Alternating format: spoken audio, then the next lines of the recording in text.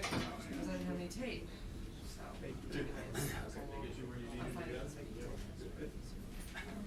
And you're here for 2 weeks, right? No, just this week. He's back. Oh, yeah? Chip did it last week. Oh, Chip does it often. Oh, really? No, just.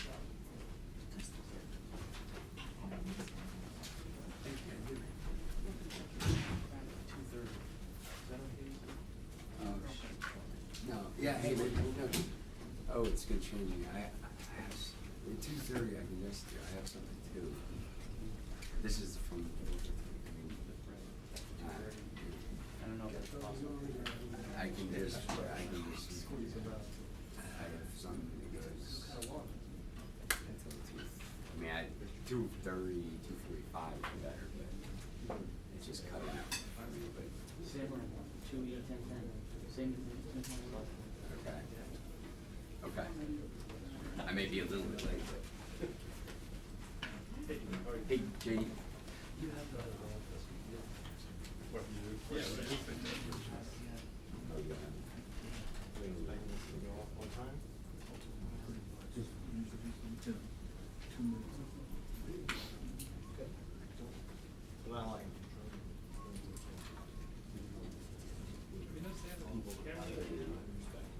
Yeah. Well, for the most part. It's one thing I like about Bush, Right.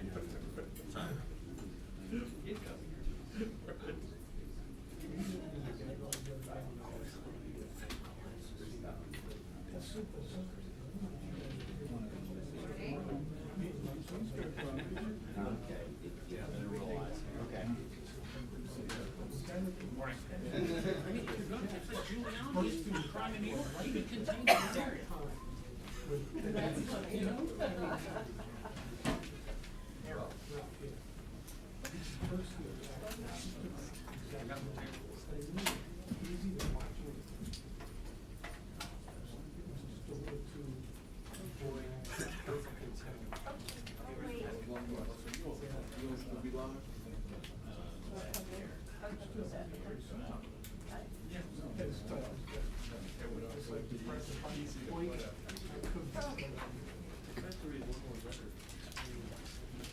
We're on the watch.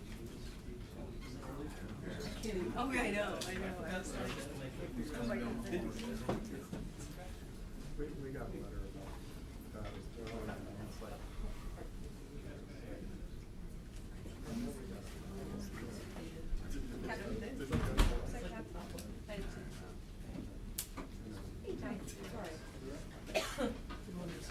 Morning.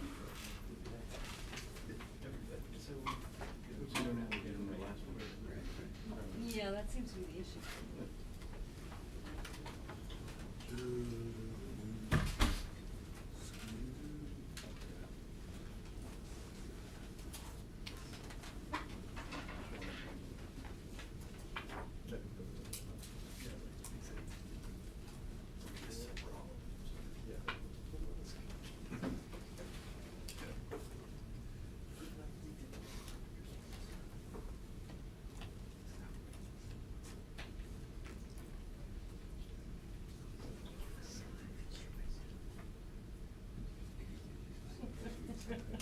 In here. You tell me because I do too.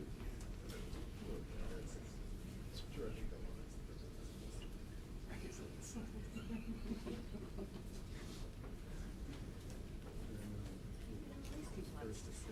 I know. I mean,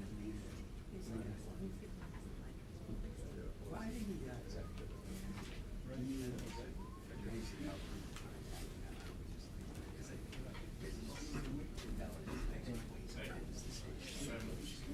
I would say yeah.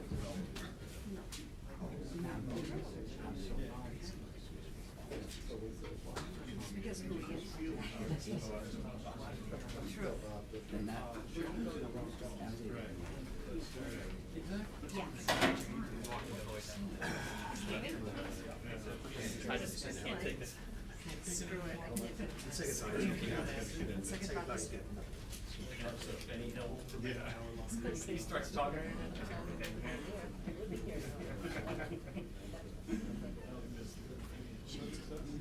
I can't, I guess you can't say that. Yeah, you can.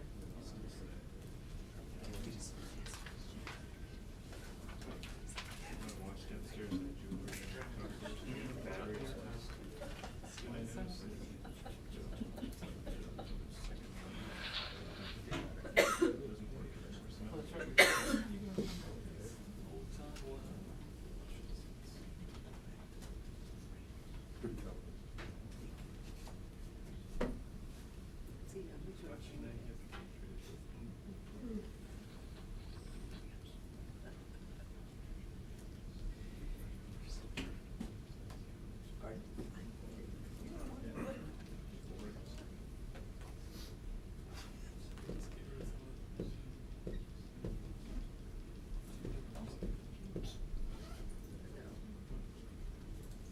just so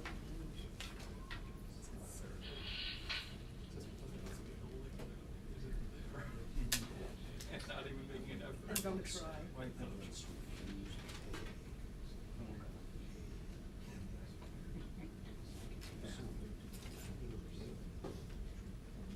As an American?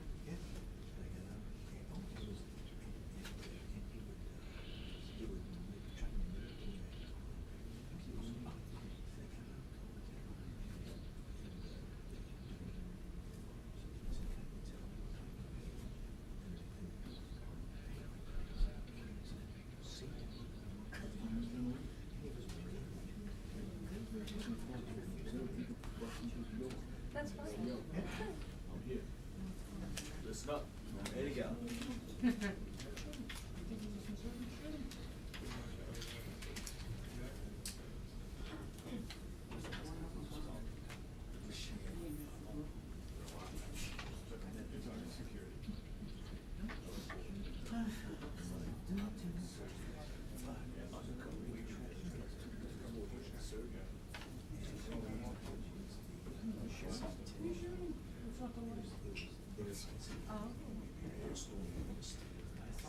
What happened to the guy?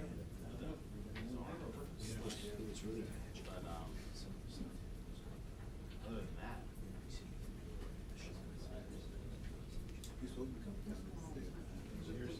I know the frequency with which I'm hearing it here makes me think that it must have magnified.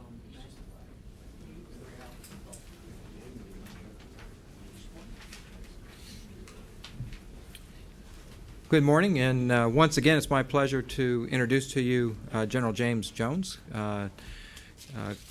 Commander EUCOM, and also Supreme Allied Commander Europe. He is here along with the rest of the combatant commanders this week, and as always has offered to give us some of his time to give you an update on Afghanistan. And so we appreciate it, General, and let me turn it right over to you. Thanks very much.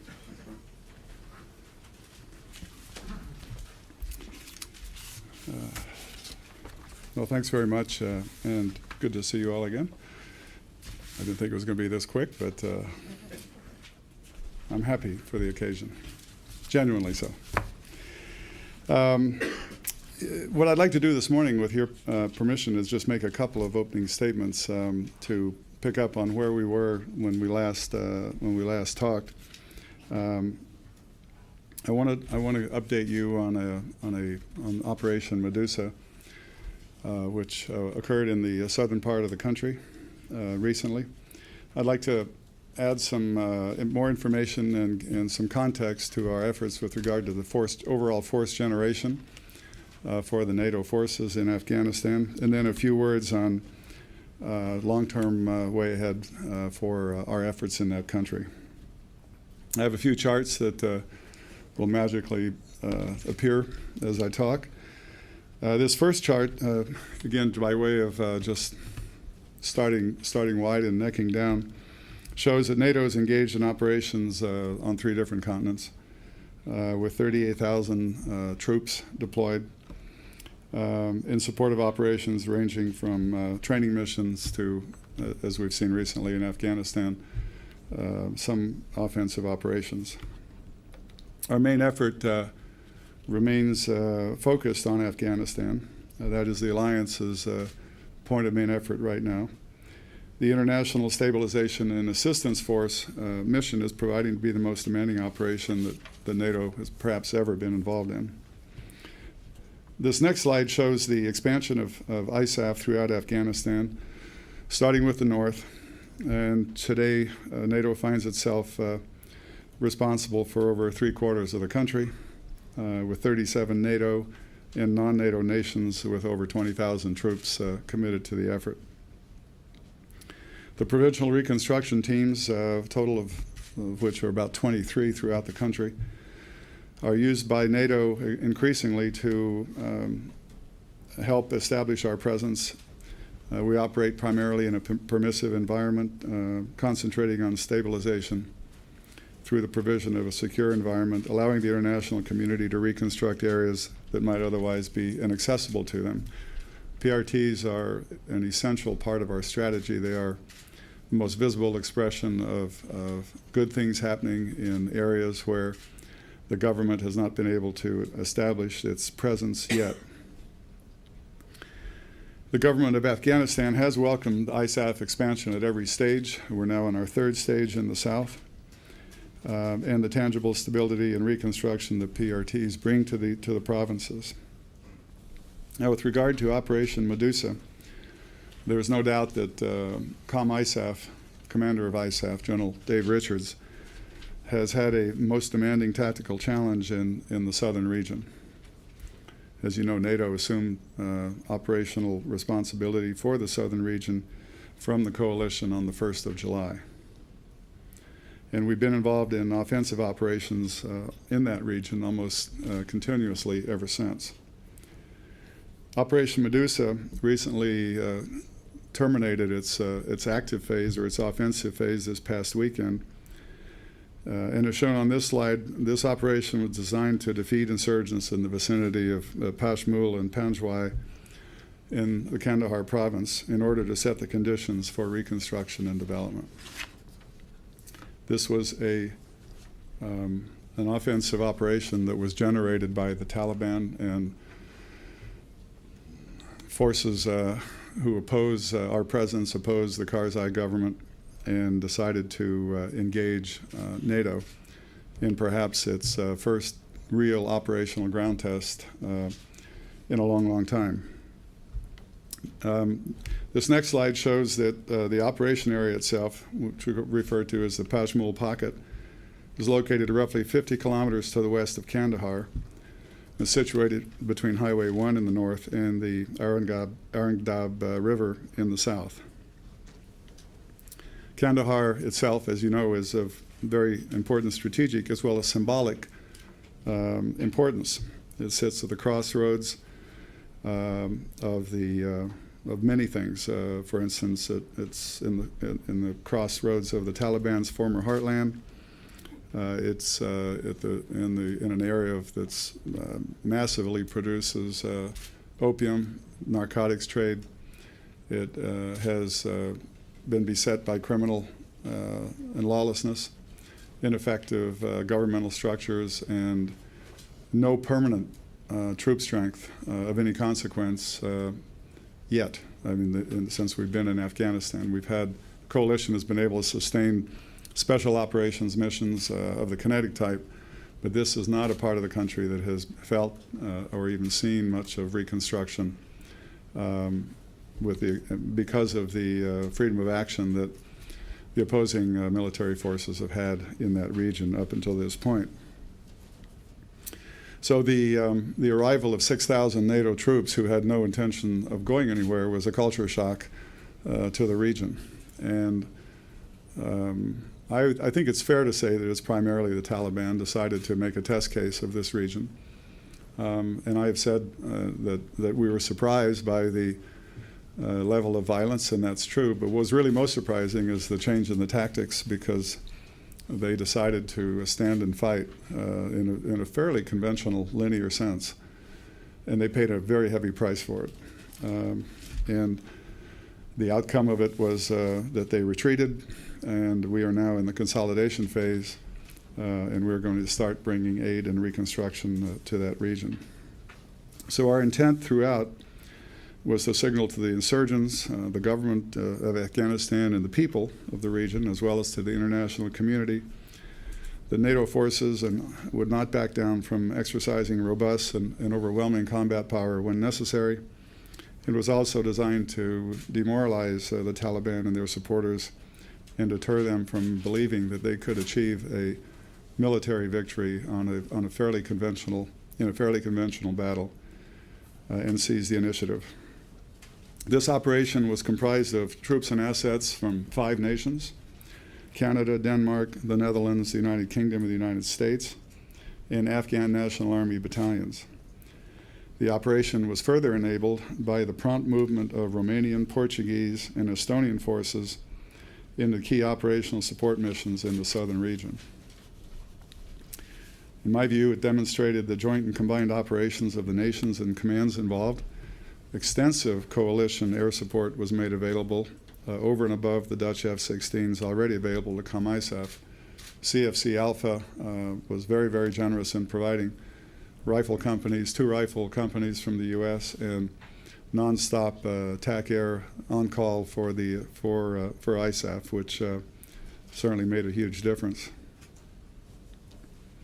The success of our efforts was recently acknowledged when Qari Mohammad Yusuf Ahmadi, generally viewed as the Taliban's chief spokesman, announced to the Afghan Islamic press on 15 September that, and I quote, "the Taliban forces had conducted a tactical retreat from the Pashmul and Safai Tawan areas of the Panjwai district in Kandahar province," unquote. This was not a decision that was theirs alone. I assure you it was encouraged highly by ISAF. On this next slide, you'll see that following the successful completion of offensive operations, that our forces immediately began the stabilization phase of Operation Medusa. In this phase, we intend to provide immediate battle damage repair and quick impact material assistance to the returning population. The U.S., for example, has made available $500,000 to address this urgent and immediate need. As you can see on this chart, ISAF is engaged with a broader international community to enable and facilitate the return of internally displaced persons and set the conditions for longer-term reconstruction and development activities. At the end of this conference, I'll make available to you several charts that outline the longer-term reconstruction and development activities programmed in Operation Medusa's area of operation, reconstruction and development activities in the south, and a synopsis of development activities in all of Afghanistan since 2006. It's important that we understand that the way ahead in Afghanistan is to link any successful operational mission with visible, tangible demonstration of aid and relief available to the local population.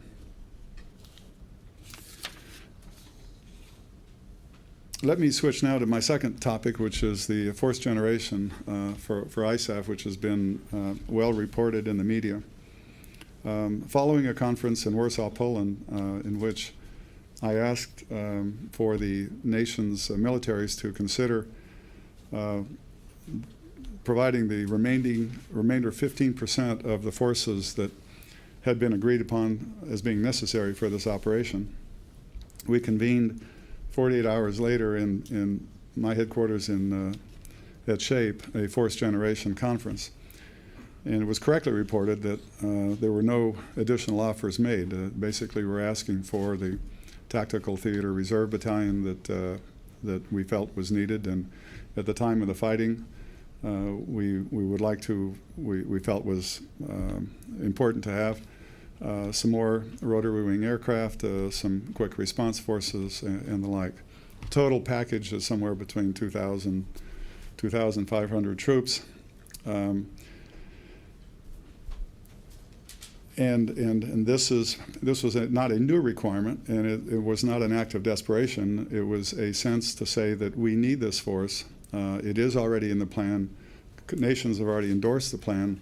Please, let's finish the remaining 15%. The 48 hours that we gave them to react was probably, the timelines were probably a little too tight. So over the next few days after the Fourth Generation Conference, nations, we kept working with nations, and now I'd like to tell you, give you a sense of what the results of those following discussions from that Fourth Generation Conference that didn't yield anything, where we've come since then. I think this is a good news story. I want to stress that the outcome of Operation Medusa was never in doubt militarily. What we were looking for were the forces that would give depth and robustness to COM-ISAF and give him more maneuverability throughout the country. Had he had them, I probably would imagine that he would have used them, vectored them down to the south. But as the operation came to a fairly sudden close with the opposing military forces breaking contact, the immediate moment has passed, but we still continued to say we want the rest of that force, and we want those things that COM-ISAF has asked for. So since then, our request to nations has yielded several positive Fourth Generation offers. First, Romania is deploying a battalion as we speak to Afghanistan, which will arrive in October and be fully operational by the middle of October. This is the Romanian force that constitutes the operational reserve for ISAF. Second, Poland has announced the deployment of a maneuver battalion plus special operations forces beginning in January of 2007. Poland has also agreed that if COM-ISAF desires to label this battalion or mission this battalion towards being the tactical theater reserve, that Poland has no caveats on the use of that battalion. And for that, and for Poland's quick response, we are profoundly grateful. Canada and the United Kingdom are augmenting their forces in theater in their zone of action. And we are also incorporating more Afghan battalions in our overall operational concept. 3 of the 9 Kandak battalions in Region South were used in support of Operation Medusa, for example, and they acquitted themselves very well. As Afghan Army units continue to come online, they can be very useful in freeing up NATO forces for other operations and serve as a stay-behind to maintain security and enable the reconstruction to proceed without interference. And lastly, we're continuing our efforts with nations to ask them to reconsider their national restrictions, which I affectionately call caveats, in order to make the forces more useful to COM-ISAF. I specifically have asked the chiefs of defense to examine their quick response force. We have quick response force company in every sector of the country to make them available on an emergency basis if necessary, without the current restrictions that are placed on them. So while my remarks this morning have focused on security and operations and how we generate our forces, I want to emphasize that this is not the main story in Afghanistan. This democratically elected government and an active independent parliament are in office. Increasingly, these elected officials are making a difference, but much more work needs to be done. Internationally, the government is engaged in a productive dialogue with neighboring countries, as evidenced by the recent talks between President Karzai and the leaders of Pakistan and India. Progress is evident in many regions in Afghanistan. Schools and health clinics, and roads, bridges, irrigation systems, electrical power generation are improving and expanding. Let me just give you a few statistics on that. More will be on the slides that we'll hand out. Today, 6 million children, 2 million of which are girls, going to school every day. The last 4 years, over 3,000 kilometers of roads have been constructed. Between May and September of this year, more than $325 million has been spent on 238 development projects across the ISAF area of responsibility.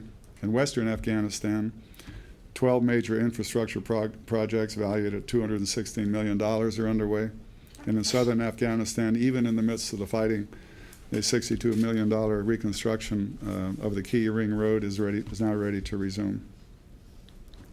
So while military operations such as Operation Medusa may be required in the future, to set the conditions for bringing good governance and reconstruction activities to the people, I'm confident that we do have a good strategy and the best soldiers in the world with which to strengthen the government of Afghanistan's effort to bring better conditions and better life and greater hope for its people. But I'd like to close by saying that it's my strong feeling that success in Afghanistan is not a military problem. It's not the province of the military to solve this problem alone. It's an important component. But if military action is not followed up by visible, tangible, sizable, and correctly focused reconstruction and development efforts, then we will be in Afghanistan for a much longer period of time than we need to be. I take as an example the contributions and the leadership of the G8 nations in the 5 pillars of Afghanistan reconstruction. The police reform pillar, the judicial reform pillar, and the narcotics reform pillar are three pillars of reconstruction that absolutely need much more energy than they currently have. In particular, narcotics is at the core of everything that can go wrong in Afghanistan if it's not properly tackled. It affects corruption, it affects crime, it affects the viable economy of Afghanistan that needs to emerge. It affects the insurgency because there's increasing evidence that a lot of the funding goes goes from the narcotic traffickers to the criminal elements, to the what's left of Al-Qaeda, to the Taliban, and anyone else that wants to create mischief. These 3 pillars have got to receive focus and energy. If we are able to do the right thing across those areas which will make the most immediate difference in Afghanistan, then we will have defined the exit strategy for the international community. 37 countries working together to harness their energies, focus their energies, and make sure that the right amount of money goes to the right requirement will change Afghanistan much more rapidly than anyone would think possible. Many of the people of Afghanistan are on a fence right now, and they will be for whichever side wins. There's no question in my mind that the military will do its job. We need more focus in the international community to make sure that what is being spent correctly. And I think that's the task at hand, particularly in raising the level of police, in seeing visible evidence of a judicial reform system that is actually putting very, very bad people away for a very long time, and then attacking the pervasive and growing problem of narcotics, which has only gotten worse since we've started talking about it. So I thank you very much for your attention, and I'm happy to respond to any of your questions. Thank you. General, of the 2,000 to 2,500 troops you had sought, numerically to date, how many have been offered? And could you also talk about how many attack helicopters and transport planes that you had sought have been offered? And could you also just give us the current size of the ISAF force? Last part of the question first. The current size of ISAF is 20,083, I think. Yes, 20,083. As we think of ISAF in terms of stages 1 through 3, recognizing that we have another expansion goal to achieve. I haven't done the math in terms of numbers, but if you look at the battalions in Poland and Romania, the increases in the Canadians' forces, numerically, we are in the ballpark. There are some countries that I am not free to announce that are going to make some contributions in the near future, but if what I know is going to happen, and I add that up with what has happened and the declarations that have been made, numerically we will go beyond the 2,000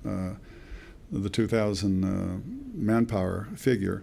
But the important thing is the quality. What are the things that go there? The infantry battalions are important. The manpower is important. We still need some help with rotary wing. We still We still can use some more fixed wing, although there are some indications that's coming along. Offers have not been made yet, but I think we're going to have some good news there. So basically, if you want numbers, I think we're probably going from an 85% figure when we started to ask for the remainder 15% of what we asked for, at least numerically, will be somewhere close to 100%. But that's not the whole story. It's the other capabilities that we're lacking that we'd like to have. And of course, when Stage 4 comes on, a certain number in the U.S. Force structure will come over to ISAF, and that will grow the force even more. And there are a lot of enablers there, as you know. So I think there's very positive news ahead in the future. Now, General, we've heard claims before that the Taliban has been defeated. Are you making that claim today? And if it's simply a tactical retreat, that indicates that they'll just regroup and reattack sometime later.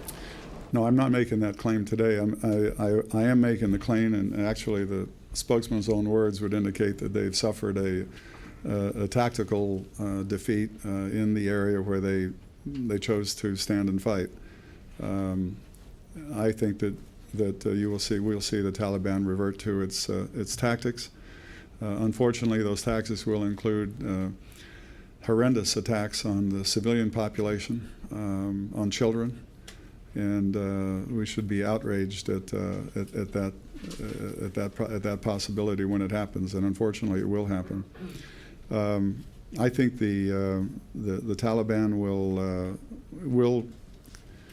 The Taliban and other enemy activities, and I want to emphasize the fact that I've never signed up to the fact that every instance of violence in Afghanistan is simply the Taliban, and I think we have to be careful that we don't make this Taliban more of a threat than it really is. There are other threats. The narcotics cartels have their own industrial base. They're running an export business. They have their own security elements. They are also a force to be reckoned with, and they have good reasons to want the Taliban to stay in business and good reasons to support them financially.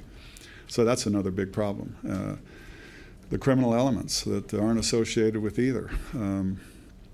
The fact that the Taliban, the number of Taliban hardcore fighters augmented by people they draft for a weekend to give them some money or impress them into their ranks. That's part of the equation. So I don't think they've been totally defeated. I think they will migrate to areas where they sense they can. There's less strength, and they will resort to their asymmetric tactics. Well, why not? When you're on a roll, continue the offensive? Well, we are. The force, the Canadian force, when they broke contact, has started rolling to the west, and the UK in Helmand province also is exerting pressure. So we are doing everything we can to make sure that if they do leave, that they leave and don't come back 24 hours later. So we want to send a positive signal to the people of the region that, okay, the fight's over for now, and here's what we're going to do to change our lives. General, the recent events in Afghanistan, the increased fighting in the south, the stand and fight resistance, the assassination of the governor, the increase in suicide bombings and roadside bombs have all created the perception that things are getting worse in Afghanistan. What is your perception of how things are going, at least in the short term here? Are things getting worse in the short term? I think that what's happened in the South, and the South is where the focus of this violence is, as I've tried to say before, is that we have disturbed the hornet's nest, and the hornets are swarming.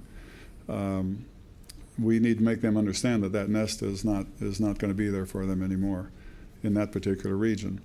And this is why we've had this fight. We happen to have gone into the area where it's the epicenter of narcotics trade. It's the epicenter of infiltration routes. It's the epicenter home of the Taliban. It is generally been poorly governed, a lot of corruption, a lot of officials that need to be replaced, and we're going in there now to try to do all of those things and counter that. So it remains to be seen how much more capacity they have for this kind of fight. I think that I think they will look for other areas. I think they are probably doing some severe analysis about their tactics and what they chose. Where they'll reappear, I don't know, but there's no doubt in my mind that with the coalition and ISAF forces that we have enough troop strength to counter anything they want to throw at us. But the key, Jamie, is what is it that the international community can do to bring relief and development that's urgently needed in some of those key areas that I talked about, and that's really what needs to be done. But what do you say to people, whether it's member NATO countries or just members of the American public, who look at Afghanistan and say, gee, I thought that was going well, now it doesn't look that way? I think it was going well in the region, and it is going well in the regions where we had permanent presence. In the South, there was no such presence. There is now. This is the test. This is a moment of the moment of truth. I'm hopeful that in the near future, the South will become as peaceful as the North and parts of the West are. General, why do you think all efforts to date to reduce the opium crop have failed? The UN's now saying that the harvest is at record levels, but despite all the attention, it seems like the crop just continues to get higher. I think it's a question of focus and will. As you know, in the lead nation for narcotics reform is the United Kingdom. But that doesn't mean that the United Kingdom alone is entrusted with the entire solution set for this battle. It has to be an international set. It has to have a plan that is very broad-based and has a number of facets to it. And it has to have the commitment and the resourcing that is required to be successful. And it has to, in addition to the demonstrated will of the elected government, to start putting some big fish in jail, and we haven't seen that happen, frankly. So you're saying it's a question of lack of will by the Afghans Well, themselves? I think everybody wants to do the right thing, but I have not seen the organizational structures come together with the resources that would indicate to me that we are making progress. As a matter of fact, we're not making progress. We're losing ground, and that has to be reversed because it affects the entire fabric, social structure, economic structure, and it supports the insurgency. Just to follow up, doesn't that lack of commitment also include the U.S.? There seemed to be an unwillingness to devote the manpower and resources early on to fighting the narcotics battle. We have kind of a general accepted mantra that narcotics is not a military problem. Even the NATO mission, if you look at it, has a passive nature to supporting the narcotics problem. So that's one fact. So we know what the militaries can do and can't do. But beyond that, we have 37 sovereign nations who are involved in this country, and we I would think, with properly led, properly organized, properly focused, we could tackle this problem. We have to tackle this problem. I mean, it's not we could. We have to do this. And the longer we wait in police reform, in the standing up a judicial system that works, and in showing some success in narcotics with a comprehensive, broad-based plan, the longer the military equation is going to be the only one that's going to be there. General, you sound kind of frustrated at this. Who's responsible? Who's falling down on the job here specifically? Well, it's an enormous international structure. The overarching organization is the United Nations Assistance Mission in Afghanistan. And every country has, each country and each organization has its own priorities and its own way of doing things. And it seems to me that there are, I'm seeing for the first time some signs of these international groups coming together under the leadership of President Karzai to try to focus the level of international effort so that it actually does some good in areas where it's most critically needed. Trying to do everything all at once and doing nothing really well is not a strategy. It is simply just a way to spend money and to hope that you're doing the right thing. So we need more focus, more organization, more planning, and a sense of what is it that we really need to fix now to get this government jump-started so that it can reach out to the totality of the people. Strategic communications in Afghanistan is something that with the people, we need much more focus on.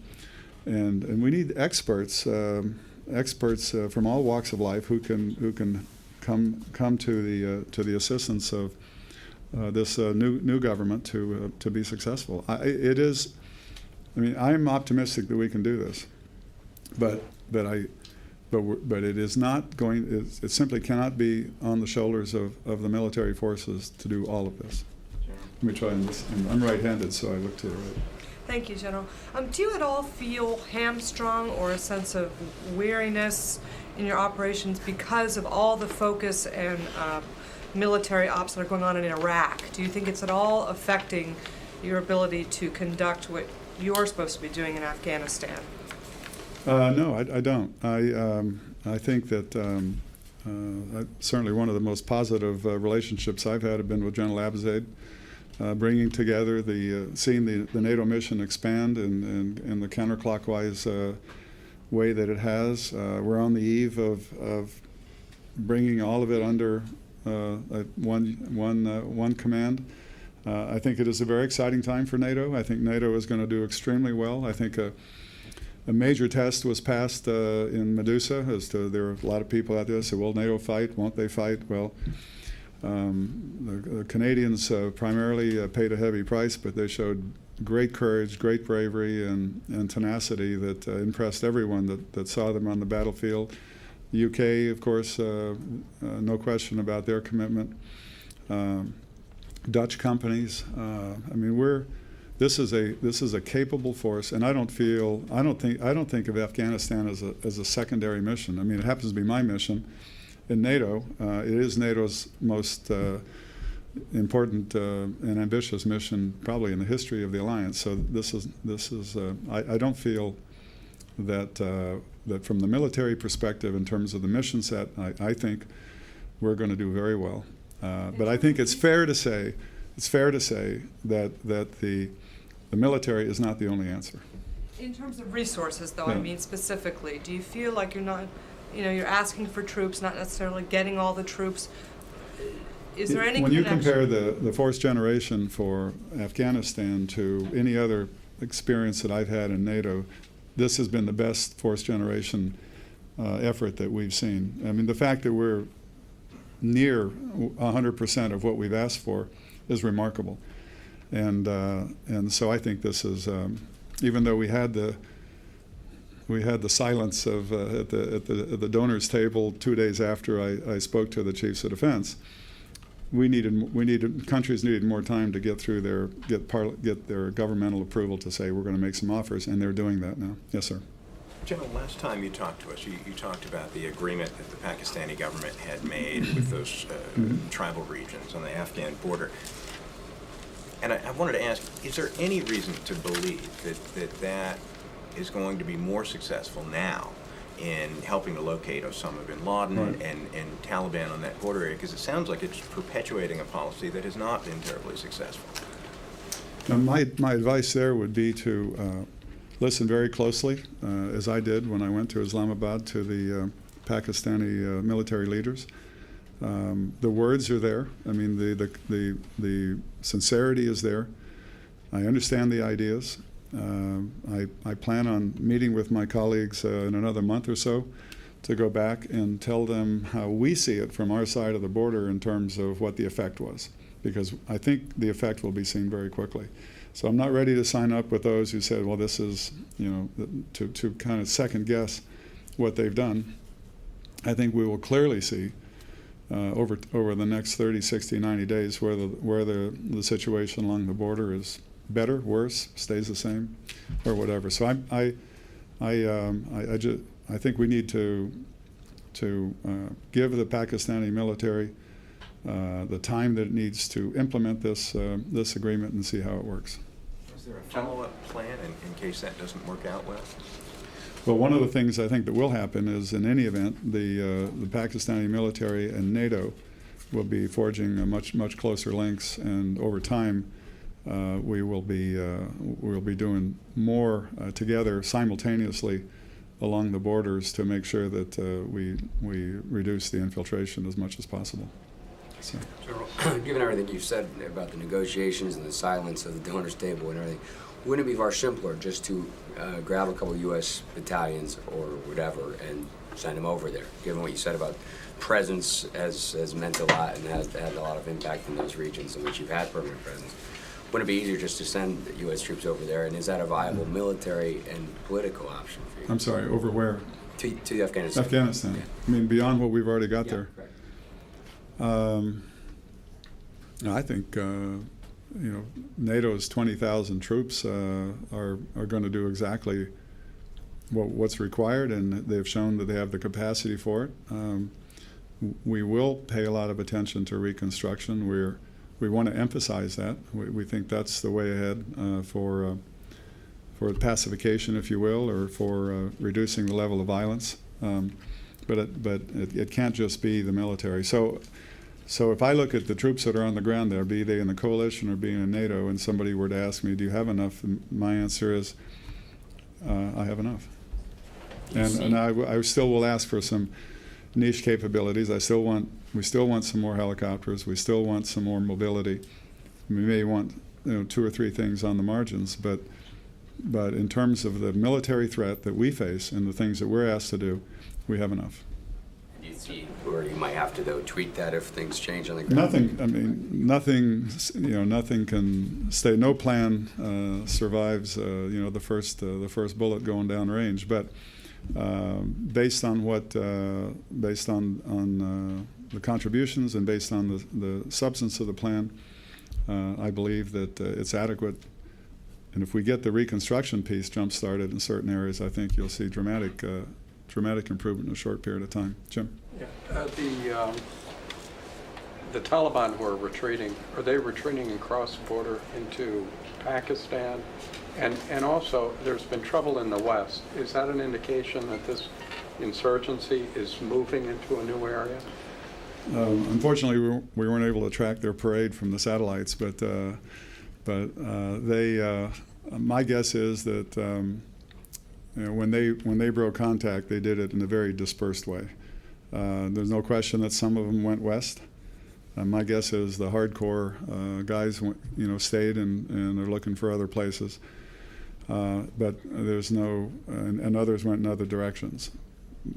My feeling is that we'll probably see more activity in the western part than we've seen in the past. But we'll have to wait and see. Is that because they're moving into new areas, or is there another? They want to go to areas where they can live. I mean, they want where there is no Afghan presence, Afghan government presence, ISAF presence, coalition presence, and they need time to recover and lick their wounds from this last engagement.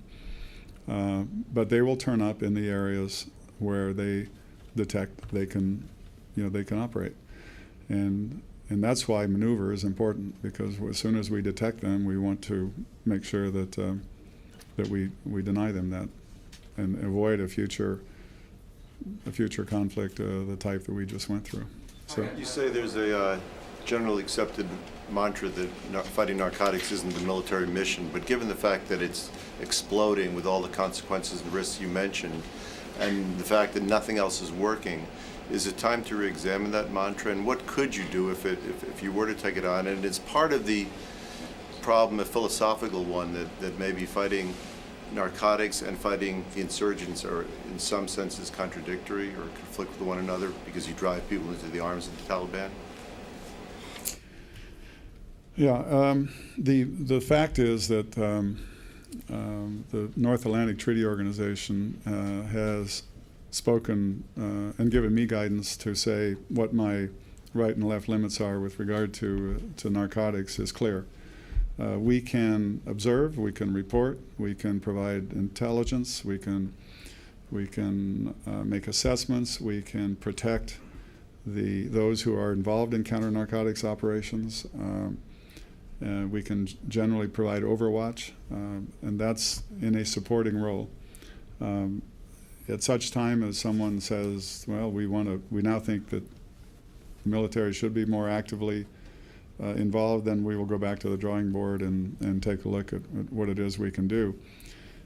That would be additive to the current mission that we also have. So I think that we're still at the stage in the war on narcotics of finding definition for an agreed upon strategy that says this is how we're going to win this fight. And I'm in accord with those who say that it's not a military mission. I think that there are other forces that can do this. I think the military can be helpful in the ways that I've outlined, but I generally agree that it's not something that having NATO troops out there burning crops, for example, is not going to significantly contribute to the war on drugs. It's much more sophisticated and complex than that. The last effective drug eradication program in Afghanistan was conducted under the tyranny of the Taliban. Now you say that drugs are funding the Taliban. How do you explain that? Well, I think desperate people do desperate things. I'm not quite sure that the Taliban didn't profit from the drug industry. They just said you don't do that, but there's a certain amount of it that we're going to do because it puts money in our coffers. So there's a little bit of a hypocritical stance there on the part of the former regime. In this particular instance, there's no hypocrisy. They absolutely need the money, and they are hand in hand working with them. General, every time we have one of your major military operations, we see stories about the claim that innocent civilians are killed. A lot of that I know is enemy propaganda, but is there a problem with the hearts and mind issue here when we use kinetic force in those areas that you're? Yeah, I think we always have to be very careful of that, and that's one of the reasons that what we did before the real kinetic part of Medusa happened was we circulated and dropped leaflets in the populated areas and urged the inhabitants to leave, and they did. And so as a result, there were very few civilians hurt during the fighting. Estimated number of people who were displaced is about 20,000, and now we want to reach out to those 20,000 and help them come back into their homes, provide them with food, clothing, and shelter if need be, and to get them back to a better life than they had before when the Taliban was controlling everything they did. You talked about earlier that the key part is after the kinetic action, you need to get in and show these people that you're going to do things for Absolutely. them. But isn't it the government? Isn't it Kabul that should be doing that? As long as NATO is doing it, you're not reinforcing. Well, when I say we, I mean that. I mean the face of the government has to be all over that effort. Now, everybody knows that the government can't do it all, and there's an international aid package that's going with it, but it has to be with the face of we're supporting the government, so it's got to have the governmental face. We need the governors to be front and center. We need President Karzai to go out there and be seen out in the hinterlands when these good things happen. This creates momentum, it creates hope, and it sends a very powerful message, particularly to the opposition, that they have no chance of winning militarily. General, what's your overall estimate on the number of Taliban killed in Medusa? I would say that it's probably somewhere in the neighborhood of around 1,000, but you can go up 200 or 300. If you said 1,500, it wouldn't surprise me, but I think that's a fair number. So what's an estimate on the overall Taliban force? Hardcore fighters, and again, real guess, but I'd say 4,000. But also, they bring along a lot of other weekend warriors if they can pay for them. Said you want to make a quick 200 euros or $200. Actually, they pay dollars. So Just they're. to be clear, 3,000 to 4,000 remain, or 3,000 to 4,000 was your total- best guess before? No, the total force. I think total force is isn't that what we think, Steve, about? Yes, sir. Someone, I'd actually go a little lower than that, but it's. So this operation It's could hard have to say. taken out a third to a half of the Taliban hardcore force, do you believe? I think if they started, I think in terms of what was there, but what we don't know, what we don't have clear figures on, is their ability to regenerate themselves. And that is a serious problem. I mean, let's face it. It's the number I'm giving you is basically saying I think that at any one time there's about 3,000 to 4,000 Taliban, but they're not the only problem. There's also the Al-Qaeda remnants, which is considerably less. Then there's the cartels with their own armies for security of their convoys, and this is a problem. Then you have the corruption, the criminal elements, the tribal fighting that goes on. So it's a lot of disparate groups, but that's kind of the way we see it. General, you said that you were somewhat surprised that the Taliban stood and fight, and clearly the Europeans were maybe even more surprised. Someone who tracks the European debate, how is it played over there as far as their will to continue this, and also to when this rotation comes up sometime next year when they need more NATO troops to replace the ones that have been there for a year, are you confident troops will be there? Yes, I think the governments have been very strong. Particularly Canada has been Canadian leadership has been very strong in this. Canadian forces did an absolutely superb job, augmented by their British colleagues, the Dutch company that came in, two companies from the U.S. Everyone that participated in the South, all 8 countries, both actively supporting the fight and also providing the enablers, just did a great job. This mission for NATO is still in the ascendancy phase. We still have another stage to go, STOA stage 4. So we are gaining momentum. We're not losing momentum. And I think that the best way to keep the 37 countries involved in this is to be able to show that the reconstruction effort is really doing what it's supposed to do. We need to make that the last one. One last one. One more. Thank you, sir. I have a question for you in your second incarnation as the EUCOM chief. As you know, Moscow decided to postpone the regular U.S.-Russian military exercises to Torgal 2006 earlier this month. Do you think this was an unfortunate decision that might somehow affect negatively U.S.-Russian mil-to-mil contacts? And did you resolve the differences over this? Have you set a new date for the exercises? We have not set a new date for the exercise that I know of. And the mil-to-mil relationships during my 4 years in this job have been uniformly excellent.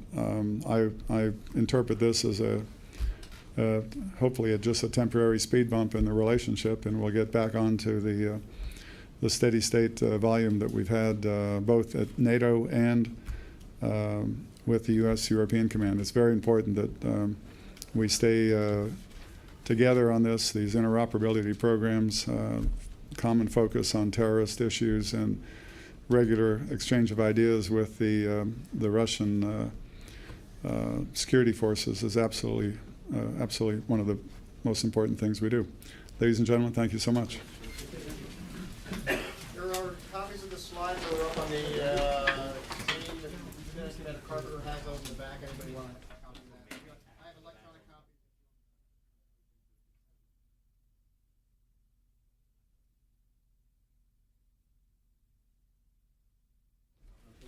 How their MCRDs are doing. So it didn't go from 5,000 to 3,500? No, I don't think so. No. I think they have a steady state capability. Is Al-Qaeda gaining in No. They're not getting any foothold. I don't think so, no. She named Bettina at Georgia State. She's,